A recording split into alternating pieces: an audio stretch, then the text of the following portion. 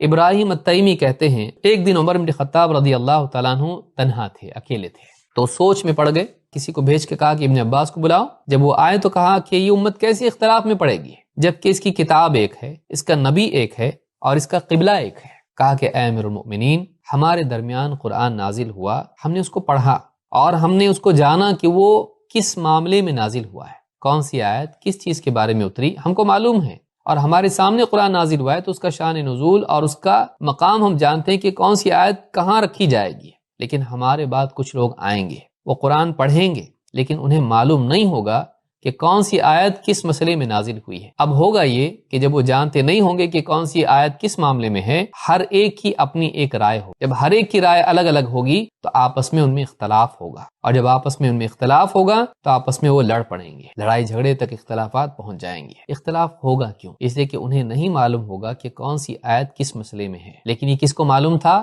صحابہ کو معلوم ہوا کہ ہمارے لیے اس اختلاف سے اور اس اختتال سے، اس آپس کی لڑائی جھگڑوں سے بچنے کے لیے ضروری ہے کہ ہم سلف کی طرف رجوع کریں، اور یہی بات اللہ کے نبی صلی اللہ علیہ وسلم کی حدیث سے بھی معلوم ہوتی ہے کہ بعد میں اختلافات ہوں گے، تمہارے لیے میری سنت اور خلفائے راشدین کی سنت کی طرف رجوع ضروری ہے۔ تو اس روایت سے بات معلوم ہوتی ہے کہ بعد کے دور میں لوگ آئیں گے، ان کے سامنے متن ہوگا قرآن کا، لیکن کون سی آیت کس معاملے میں ہے ان کو معلوم نہیں ہوگا، وہ یہاں کی چیز کہیں بھی فٹ کر دیں گے، کوئی بھی آیت اس سے کچھ بھی مطلب لینا شروع کریں گے اور گمراہ ہو جائیں گے۔ ظاہر بات ہے جب عقلیں الگ الگ ہیں، اس کو یہ سمجھے گا، اس کو وہ سمجھے گا، اس کو وہ سمجھے گا، اور پھر سب آپس میں اختلاف رائے کی وجہ سے لڑنے والے بن جائیں گے۔ سلف کے فہم سے محرومی